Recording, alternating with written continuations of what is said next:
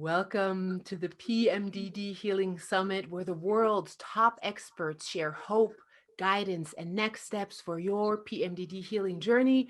My name is Charisma Whitefeather, and today I am joined by Tina A. Williams. And Tina is the author of Woman in the Basement, How to Live Your Best Life 75% of the time. It's an amazing book. We're going to get deep into it. Tina is a longtime sufferer of PMDD, and her journey through life as a sufferer offers such unique self-development perspectives and alternative ways of approaching women's mental health issues. Before her diagnosis, she earned a master's in information systems and navigated the world of the high-tech industry, studying systems and how components interact with one another. And I think that really helped her to navigate this whole PMDD journey. We're going to get into that too. Tina loves to travel with her 2 children and go on long runs with her dog, Lucky. When she's alone, you can find her writing and microdosing psilocybin. And I want to share this last line that Tina wrote in her book because I think it just sets the tone for our whole talk today. She wrote, "There is no definition of done. We don't reach the peak and stop climbing. When we finally reach the top, we simply turn around to show others the way, lifting them up to walk alongside us." Thank you, Tina, for coming here to lift us all up, and welcome, welcome, welcome. Thank you so much for having me. Absolutely. It's a pure pleasure. And I read your book, and I really urge everyone out there with PMDD, or maybe if your partner has PMDD, to read this book because it brought me to tears, and it also had me rooting, and you have so much information in there. I can really tell that you love to research and get into details. So you wrote about, your own personal PMDD journey in Woman in the Basement. And I was just telling you that I really feel that it feels a lot like The Alchemist, that your journey turns into my journey and possibly everyone's journey that we can go through with PMDD. So share a little bit about your journey and why you feel so passionate about PMDD awareness.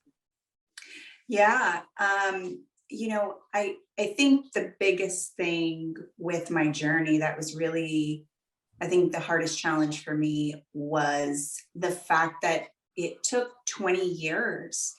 I had PMDD for 20 years before I even knew what PMDD was.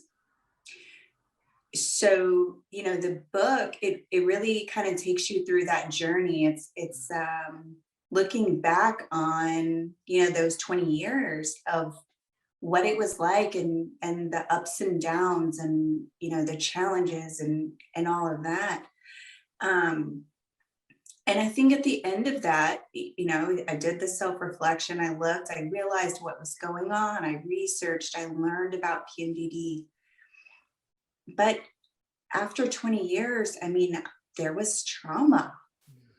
The we don't go through the journey without the trauma.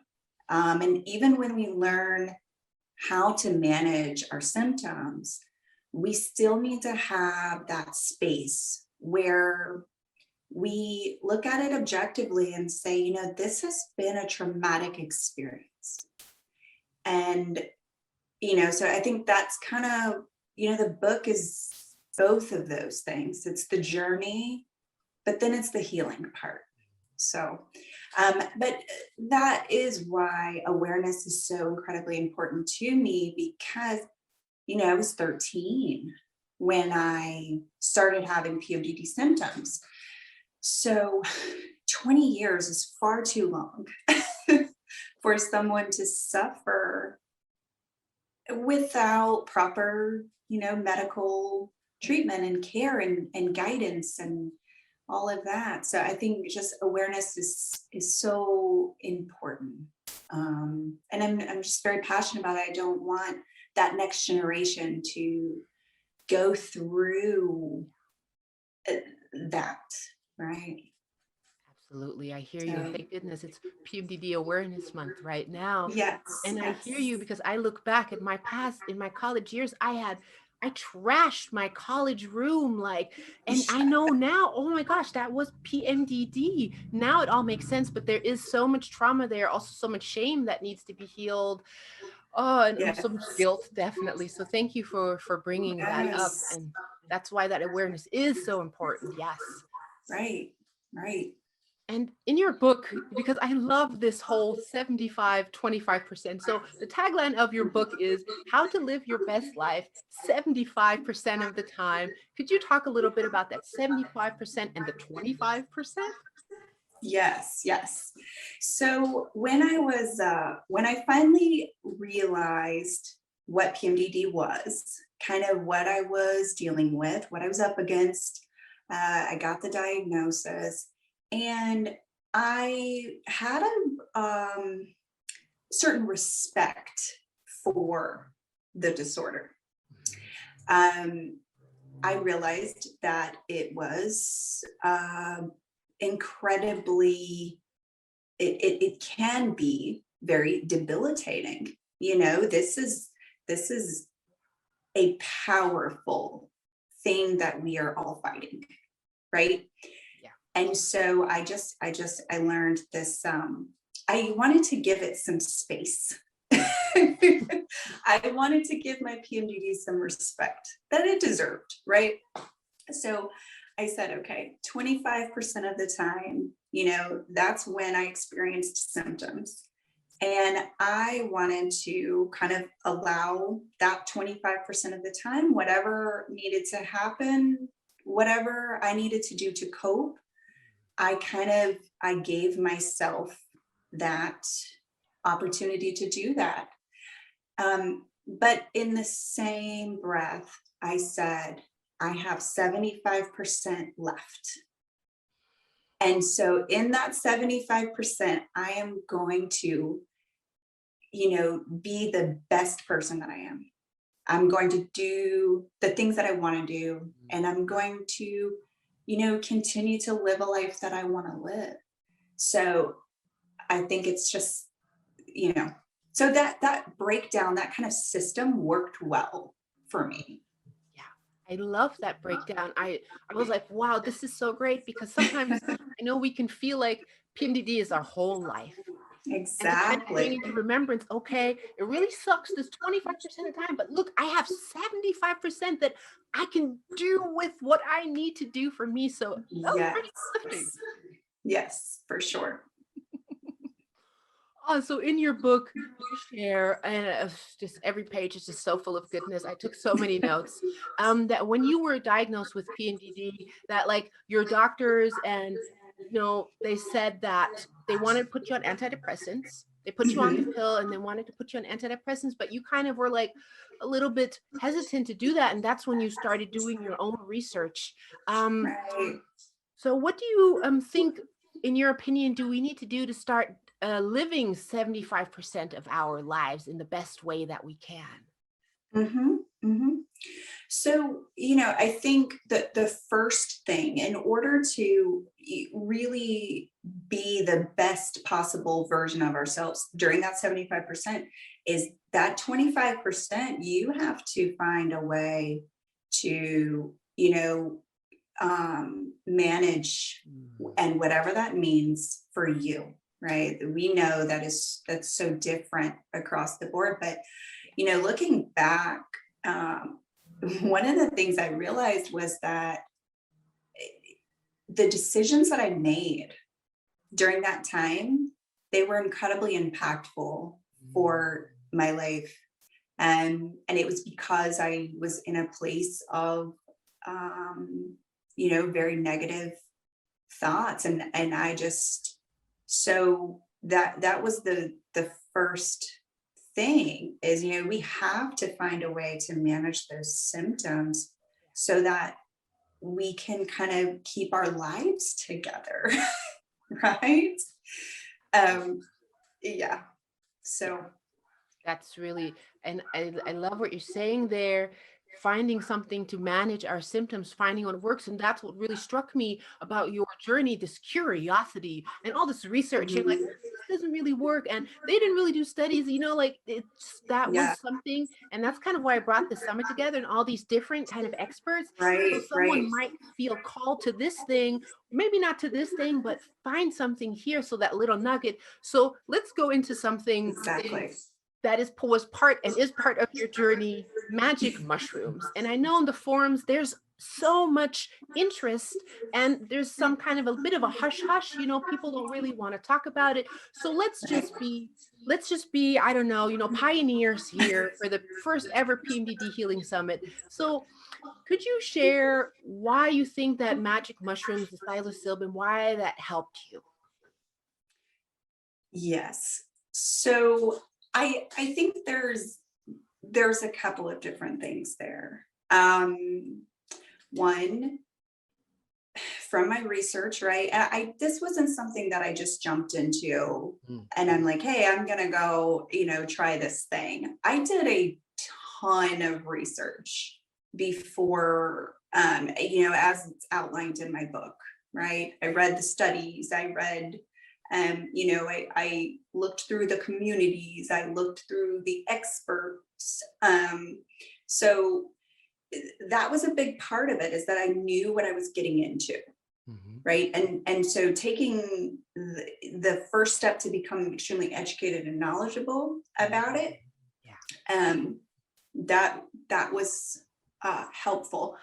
But I think more so, um, it was something that was fast acting. Mm. And I think a problem that we have with PMDD symptom management is that, we don't always know when those symptoms are going to arise. So, and so for me, that was one thing that was helpful, because this was, within a 30 minutes to an hour time frame, Yeah. right? Um, so yeah, and then of course the science behind psilocybin and kind of what it's doing, in our bodies and our brains, and um, so there's that piece of it, right? Which I kind of go into more detail in my book about the process and what's happening in the studies, right? So Yep. this was all um, research that I outline in my book, from the different universities. But then on top of that, I think in chapter 2, I dig into it a little more. Um, it's the healing Mm. part. And I think that was probably the most um, beneficial Mm. piece for me, because it kind of illuminated some things. Um, so yeah, Yeah. and that's, the chapter 2 is probably my favorite part of the book. It's great. It's really great. I love how you also described, how you were feeling and how these how the mushrooms impacted you. And I just want to share that also in my PMDD healing journey, definitely magic mushrooms had a big part for me to deal with that, because it also connected me to my inner love and to my connection to nature and to nature's love. Yes, So I went right, from, this little ball of anxiety into, oh, wait, maybe there is more. And what it also opened to me is that maybe my thoughts aren't real. That kind of, right. oh, I'm saying this in my head. Like, that's not true. Like, I don't even need to listen to that. So it kind of put everything in perspective. Exactly. Yes, yes. And that's huge, because I realized, and I I write about it better than I talk about it. Um because that's just how I am.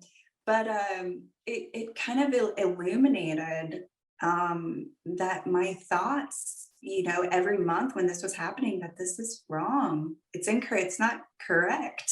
Yeah, So that was huge, huge eye opener. Yes. So I know that, doses probably change from person to person, but when you were doing your research, how did you Mhm. find out which dose might work for you? Yeah, so I certainly should have done more research on that Mhm. prior to going through my journey. And as you know, in chapter 2, right? Um, Afterwards, though, that's when I took a step back and said, okay, I need to actually get really specific on research into this, right? And it's like the protocol and following that. But I think there's a couple of what very well established protocols out there from experts in this field. So I think following kind of those protocols for microdosing, um, it shouldn't be like a willy-nilly, like a just whatever you think at the time. Yes. That wasn't Absolutely. Yes. It's called microdosing for a reason. exactly. I love what So you're bringing up. Do the research. And I think this is also part of this healing summit is empower yourself to do the research and find out what works for you and let yourself go down this rabbit hole like Alice in Wonderland and see what you can find because we're all different. So yeah, thank you for bringing that exactly. one up. So when you were microdosing, because this comes up in the forum a lot too, did you do this during the whole month or only during your hell week? Could you just go into Mhm. how you just personally did that? Yeah. So in the beginning, it was just really for symptom management. Mhm. That's the only thing that I was concerned about or wanted to do. Um, and so with a little bit of time, I was like, this is working for me, right? But I also noticed some side effects. Mhm. Um, Good ones, right?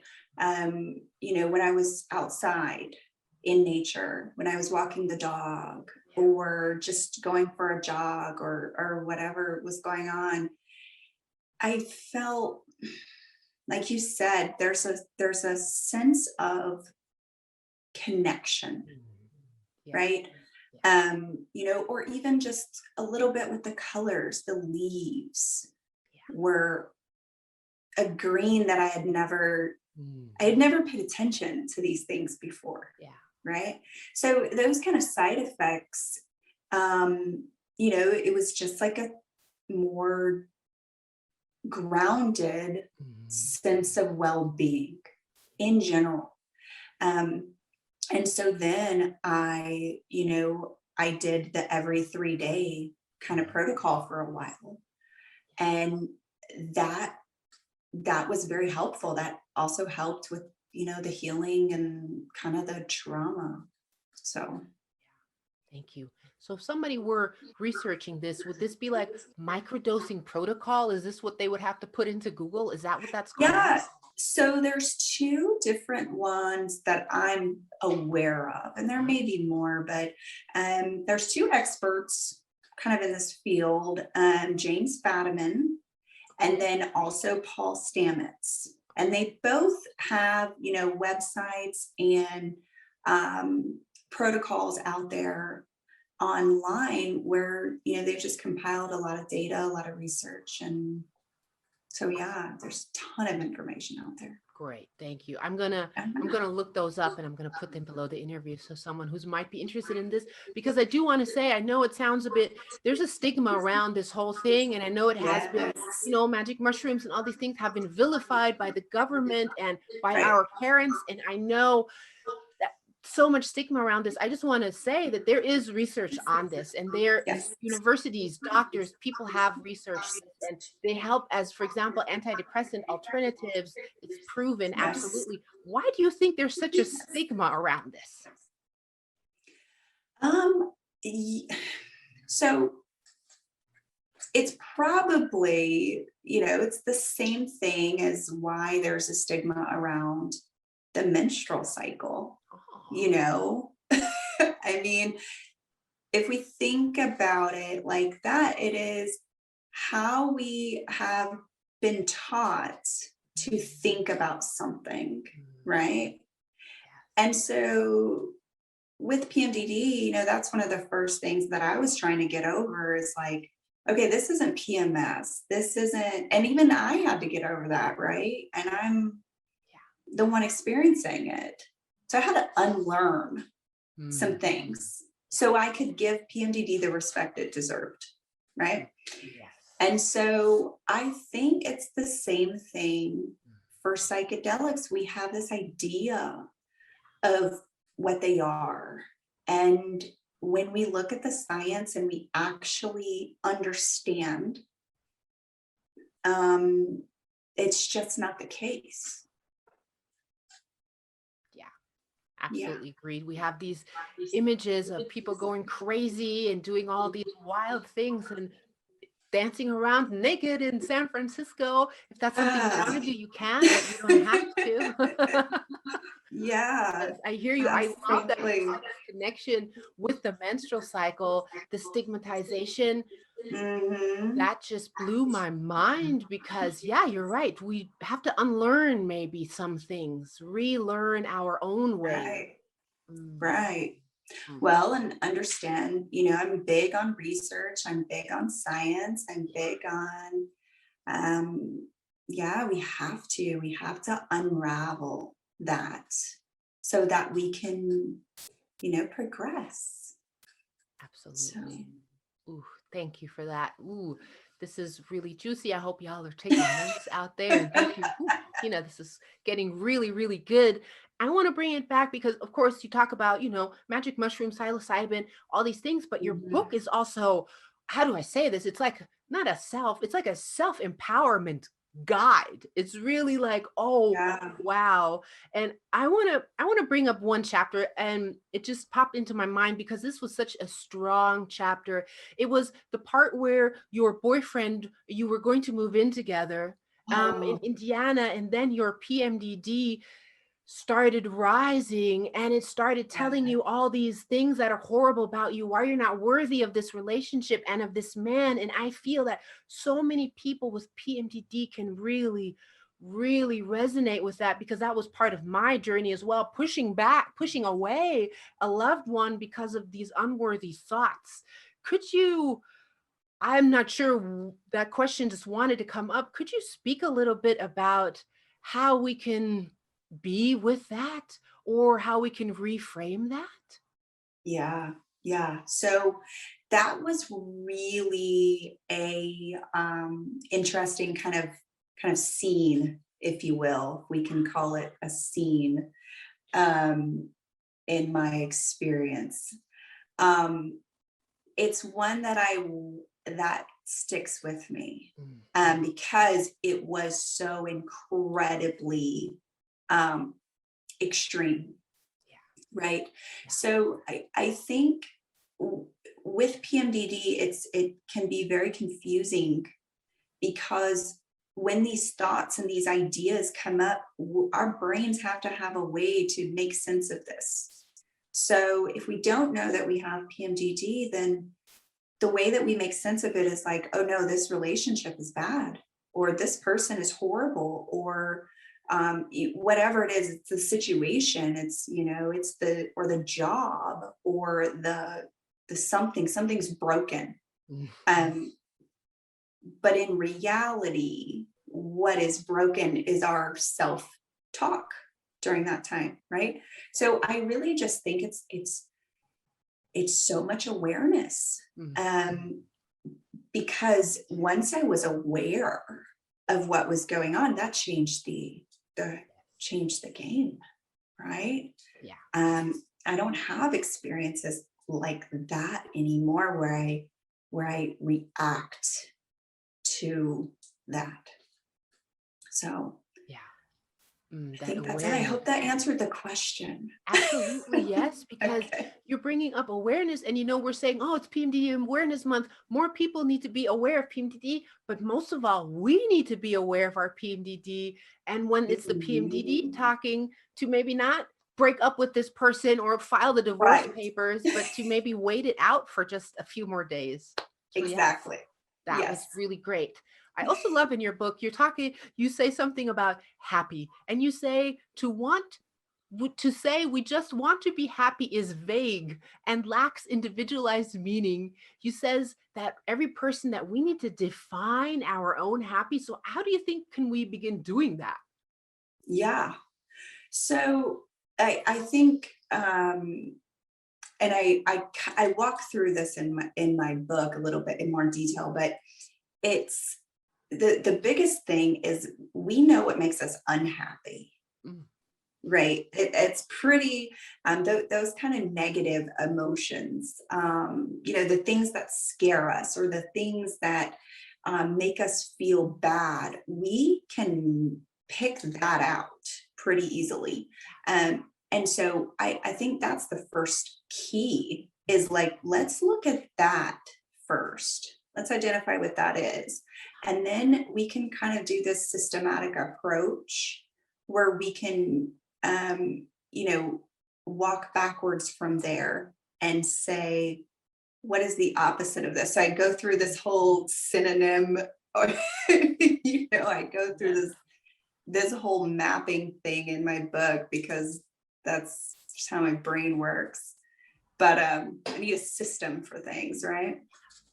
So yeah, I love that because almost like it could be a journaling exercise. Maybe even y'all out there could journal on what do you not like, what do you not want, what does not make you happy, and flip it and see if that's what might make you happy.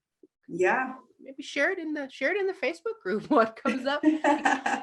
I also agree because it took me, I call it, I follow my bliss. So I started just tuning into what do I like? What did I always like as a kid? And for me, it was dancing.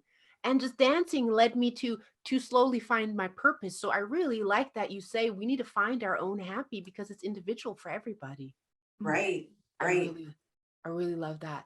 And I want to just do one more quote from your book because I could quote from your book all day long because it's just, you are truly a magnificent, gifted writer. And you say in your book, the reason to save myself must be much stronger than the extreme panic attacks and severe suicidal depression that would plague me. I had to find my purpose, my calling, and truly live it. I had to relish in the bliss of a purpose driven life that would pull me back from my own self sabotage.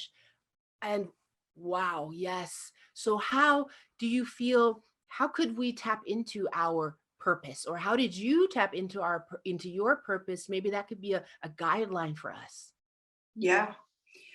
So, and I think this is a important point too. With purpose, I think the way that it's usually framed is I want to find my purpose, or Mm. I need to find this why I'm here. I need to find these answers.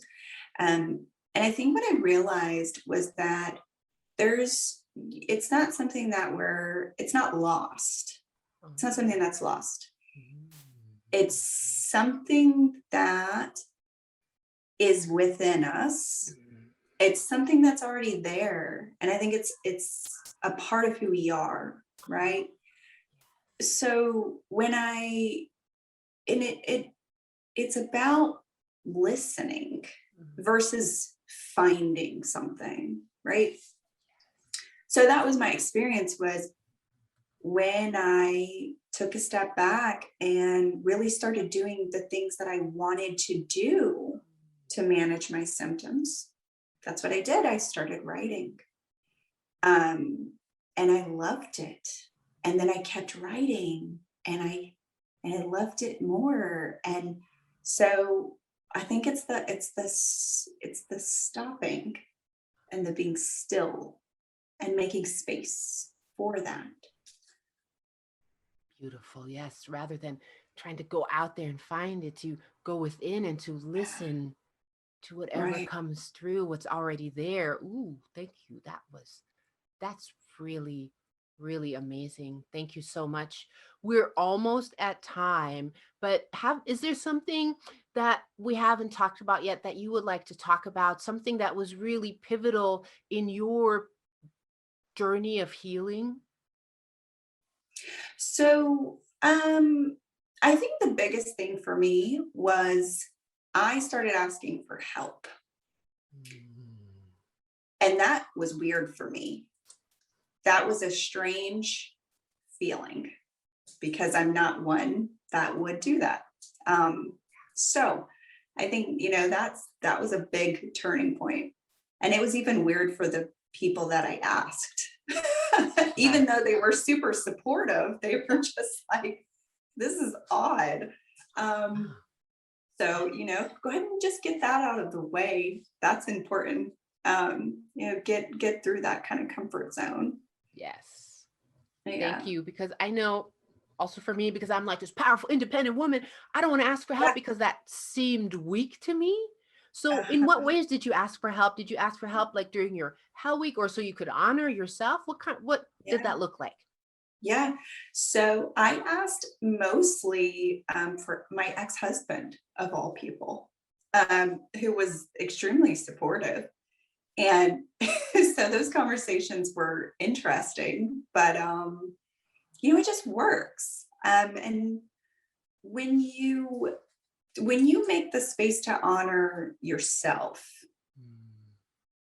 it opens up um, the conversation for other people to do the same, right? Yes. So sometimes I was quite surprised when I started asking for help that I actually received it.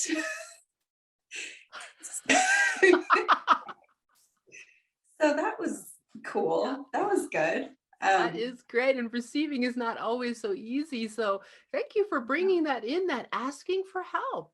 Yes. Yes. Why not? We don't have to just go at it alone and grr through everything and elbow our ways through, like kind of that little bit of softening, a little bit of vulnerability, a little bit of asking for help. Yeah. That's Yeah. a really great one. Thank you so much for sharing that one. So much wisdom. Annie, this is our before um, we say goodbye. I would like to ask you, you have given us so much, listening for our purpose, educating ourselves, doing the research, asking for help. Are there any words, last words of hope or encouragement you have for someone who is going through PMDD, who has PMDD? Yeah, I think the the biggest thing is that everyone that's here has made an incredible step already. Mm. They either know they have PMDD or they might have PMDD or maybe a loved one, whatever the situation is, but the knowledge, the learning, the growing, you're doing that now, right? Right now, you're doing that. So give yourself some credit, number one, for being here, for showing up for yourself. And then two, like there's nowhere else to go but up, right? There's no all you can do is get better from here. You're not going to go backwards. I'm not going back to my 20 years of since I've learned and grown and I just everything it's gone up from there. So I think just keep moving, keep making forward progress, keep learning, keep tuning in, keep researching, keep growing. Aho, yes, beautiful words of encouragement. Thank you so Yeah. much. Also, thank you for taking time to be here. Thank you for writing your book. And I also want to say, y'all, Tina is sponsoring a book to be given away here at the PMDD Healing Summit. So just stay tuned for that giveaway because it's happening. And I'm so thankful for you for doing Thank that. And you. share any takeaways in the Facebook group. If you've read this book, just share that you've already read Woman in the Basement. I would love to, we could start a little book club even. Okay, here we go. I'm getting Yes. excited. But anyway, Tina, thank you so much for being here. Thank you for sharing time with us. Thank you so much for having me. You're so welcome. All right, y'all, we're out of here. Have a wonderful rest of Thank your day. you. Bye. Bye bye.